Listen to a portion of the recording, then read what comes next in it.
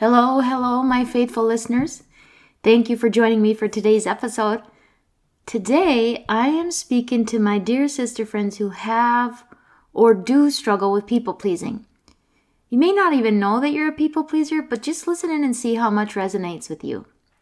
We're going to talk about some of the benefits you probably experience, at least in the short term, and more importantly, the long-term cost of being a people pleaser.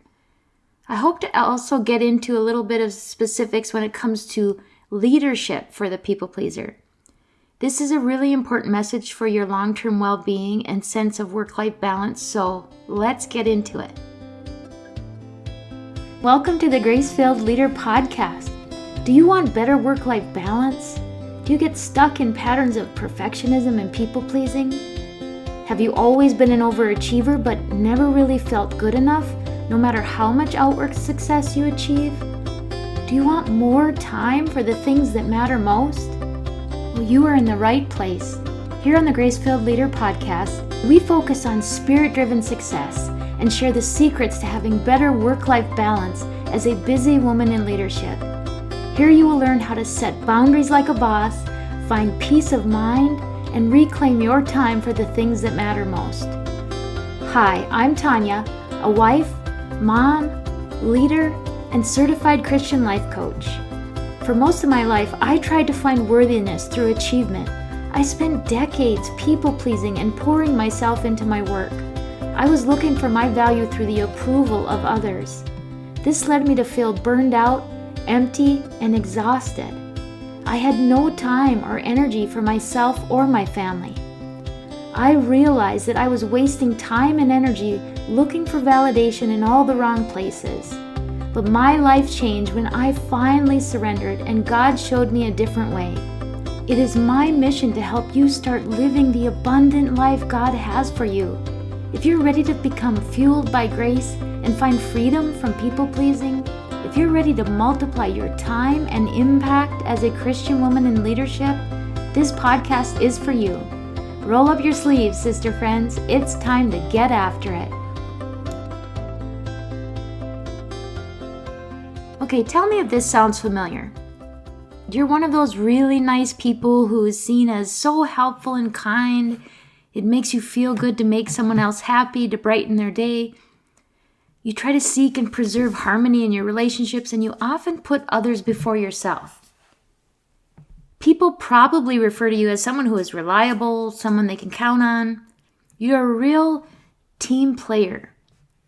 If someone needs something, you're there to lend a hand and almost always saying yes in response to a request or a perceived need. So far, this sounds pretty good, right? It probably works out pretty well for you, and you're seen as a nice person, right? People tend to like you, so win-win. Well, hold up. It doesn't stop there. Is this life really all sunshine and roses, rainbows and unicorns? No, probably not. Not only do you try to please people or gain their approval, but you feel anxious and guilty when you can't. You perseverate when you perceive that someone might be upset with you and you fear the disapproval of others. You absolutely hate conflict and do everything you can to avoid causing trouble. To think that someone might be angry at you is downright disastrous, enough to make you want to throw up. To sum it up, when it comes to relationships and how you function in a social sense, you have crossed the line from simply being helpful and kind to being nearly crippled by anxiety around interpersonal conflict, or even the possibility of it. You carry the weight of the world on your shoulders, taking responsibility for the feelings and reactions of others, desperately trying to keep people happy. So how do you like them apples? Have you crossed the line into people-pleasing, or are you just a healthy example of kindness? This is a little redundant, but let's review a few signs and symptoms that you may struggle with people-pleasing. People pleasers often go above and beyond to make others happy or feel good, often at their own expense. Their sense of worth comes from the approval of others. Their sense of value comes from extrinsic performance-based factors versus intrinsic senses of value. They have worry and anxiety about what others think. They have poor boundaries or guilt when they try to set boundaries. They can't or struggle to say no, and they tend to overcommit themselves. They get irritated because they never have time for themselves. They might apologize a lot, almost for just being who they are. They often have low self-esteem and are easily taken advantage of. They see self-care as being selfish. They might be a chameleon, changing based on who they're with. They may have the outward appearance of success, but they struggle to feel good enough on the inside. They avoid advocating for their own needs, such as saying they're fine when they really aren't. They tend to avoid disagreeing with people or voicing their honest opinion. They go along with things they're maybe not even happy about just to avoid creating friction. And they often have social anxiety, even if they appear to be a social person, because of course they depend so heavily on social inclusion or the approval of others. Some of the common causes of people-pleasing traits or patterns or behavior are a low self-esteem, anxiety, the desire to avoid judgment and conflict. They may actually have a history of some form of trauma. They may not even realize they've experienced trauma, but sometimes there's a trauma response called fawning, and it's an extreme form of people-pleasing, and it involves trying to gain the approval of those you fear, and it's really kind of a means of survival. It's actually considered the fourth F in the trauma responses: fight, flight, freeze, and then fawn. It just may be part of your culture or socialization. Women especially are often conditioned to be, quote, good girls, nurturers, and subservient in our culture and our upbringing. Even our Christian faith can leave people confused as to what is an appropriate amount of service and self-sacrifice and what extends into the unhealthy and even untrue in terms of God's intentions around service and sacrifice. Sometimes there's an underlying personality disorder.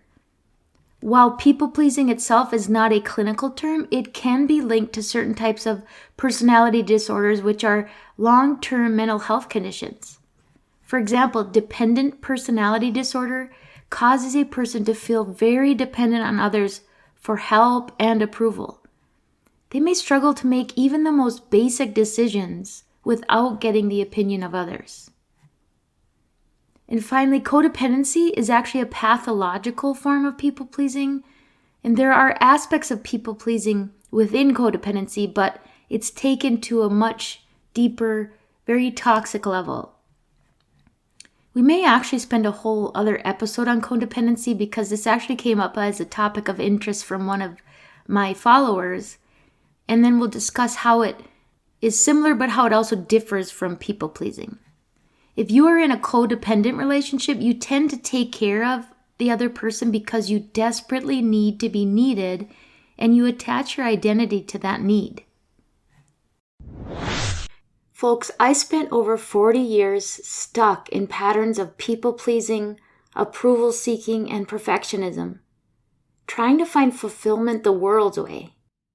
It wasn't until I experienced the transformational power of the Holy Spirit through Christian life coaching that my way of being was completely changed.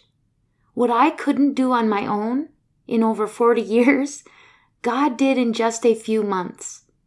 He often works best through other people in our lives. If God is laying it on your heart to try a different way and you don't know where to start, you can keep struggling on your own, or you can invest in yourself and partner with a Christian life coach. I'm not exaggerating when I tell you that it changed the trajectory of my life. If my story resonates with you, I would be honored to partner with you in your own journey. Go to gracefilledleader.com to learn more. That's Grace, Grace, filled, FILLED, leader.com. Now, we talked about some of those short-term or surface-level payoffs that come with people-pleasing. People see you as a kind person. You're helpful to others. You help keep the peace. You avoid conflict, at least for a while. And another payoff that can keep the people-pleasing going is that you get lots of kudos or recognition or atta-girls. You may even get promoted or asked to be on more projects and committees, thus fostering your need for approval. Or actually fostering and rewarding that need for approval. But what is the long-term cost of people-pleasing? Well, stress or living in a state of fight, flight, freeze, or fun nearly all the time results in too much exposure to cortisol in your system and other stress hormones, which can disrupt almost all of your body's processes. It puts you at a higher risk for many health problems such as anxiety, depression, digestive problems, headaches, muscle tension, pain, heart disease, heart attack, high blood pressure and stroke, sleep problems, weight gain, problems with cognition, memory, and focus. You risk just being exhausted, fatigued, burned out. There's a risk of neglecting self-care, which ultimately will result in you having less energy for others. And often you develop resentment toward those who take advantage of you and your propensities say yes. You may find yourself in unhealthy relationships. You may have almost a complete loss of identity by neglecting your own ideas, feelings, and needs, because at some point you lose track of what they even are and who you are.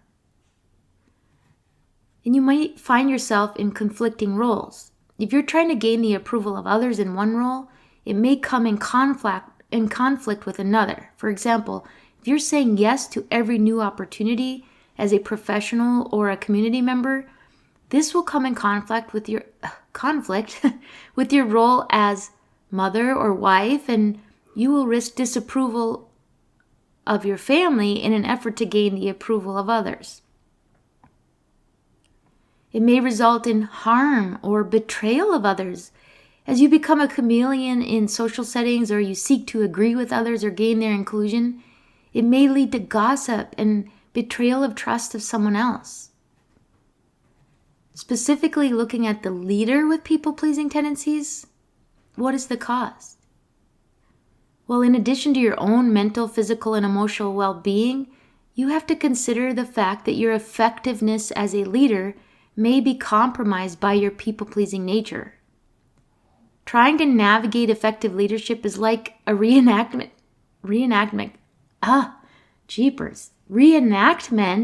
of Goldilocks, balancing servant leadership, empathy, and appropriate levels of accountability and change management. Is your style too soft, too hard, or just right? David Shore, a professor of organizational development at Harvard, says managing change is about upsetting people only at a rate that they can tolerate. Yikes, this is really tough to get right. As a leader, if you're too focused on keeping people happy as a people pleaser, you will not be an effective change agent because you won't be upsetting people at a fast enough rate. If you're too hard-hitting as a leader, leaving no room for empathy and understanding of human reactions, you risk upsetting people too quickly and charging through change so quickly that they decide to leave. So effective leadership requires a balance between sensitivity to the human impact of change and enough detachment from the human reactions and consequences to allow a certain level of discomfort that accompanies and tends to persist when people experience change. The most effective and enlightened leaders, I think, are the most patient when it comes to tolerating discomfort in themselves and in their team. They're capable of standing in what can become a lonely place of ongoing discomfort. But they also have the capacity to understand and validate the human emotion that contributes to the discomfort. I feel like I am an ongoing work in progress when it comes to trying to balance empathetic servant leadership and healthy detachment from the natural human reactions that come with change and perceived conflict. So back to the overall topic. Let's say you hear yourself in some of today's messages. How do you stop people pleasing when it's been a part of who you are for probably most of your life? Well, in my case, and I believe this is true for everyone, if you want to find true victory, it starts with our supreme helper with a capital H. And first, surrendering this struggle. Lay it at the feet of Jesus and ask His Holy Spirit to help you begin to navigate life in a healthier way. Ask Him to fill you with His love, His acceptance and presence, so that your need for man's approval is extinguished. This is not a one and done, people. It has to become a daily practice, at least for me. And beyond that, some practical and tactical steps are to first start small. Identify a personal need that you have been neglecting, maybe. Maybe that's just 15 minutes of quiet time alone in the morning. Maybe it's a walk in the sunshine away from your desk or your household chores. Carve out a little slice of time and give yourself permission to make that time just about you and for you.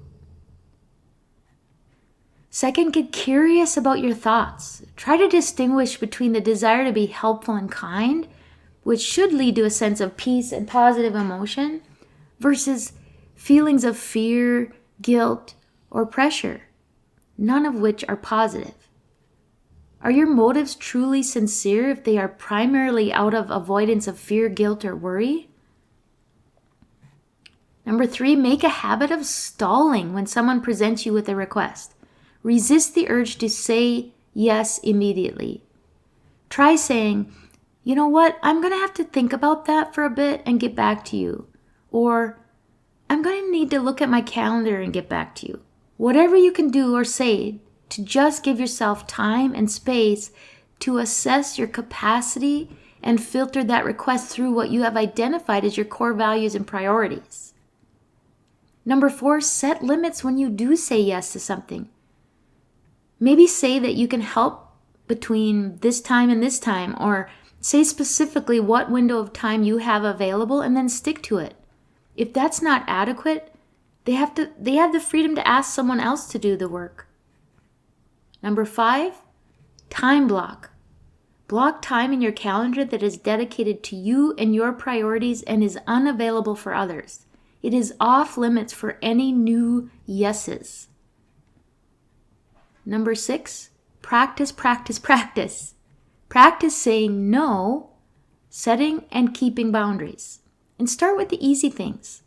We talked about that last episode, and I referenced the previous episode, number 112, setting boundaries and saying no. So I'll link both of those in the show notes.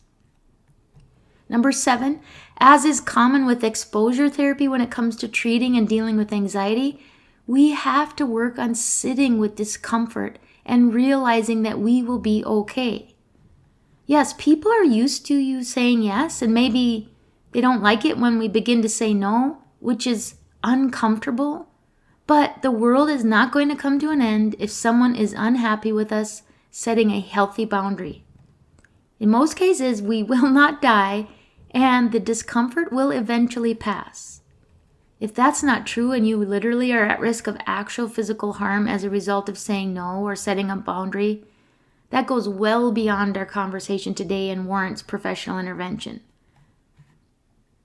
Now, one last extra special suggestion is to listen to my interview with Michelle Grosser tomorrow. Michelle is the host of the Calm Mom podcast, and she shares some really simple daily practices to help your nervous system become healthier or more flexible again. In other words, she teaches us how to get out of that constant stress cycle and help our nervous system learn how to function like it was designed to become more plastic in activating and deactivating the stress response. I promise, it is really, really good, and you aren't going to want to miss it, so tune in tomorrow. And I'm going to leave you with that for today, my friends. And as always, I pray that the Lord fills you with gratitude, peace, and His amazing grace. I pray this episode blessed you, spoke to you, or encouraged you in some way. If so, please share it with a friend and head on over to Apple Podcasts to leave me a review. That's the only way for me to know if you're enjoying the show. Nothing blesses me more than to hear from you. Also, come on over to our free Facebook community. This is a great place for us to support one another on our faith and leadership journeys. You can find the link to the group in the show notes or go to gracefilledleader.com/community. If you have questions or content ideas for the show, please send me a message on SpeakPipe or via email. Go to gracefilledleader.com/contact and leave a written or voice recorded message. I would love to know how I can best serve you on the podcast. Now to Him who can do immeasurably more than we can ask or imagine, according to His power that is at work within us. Ephesians 3, verse 20. Until next time, my friends, God bless.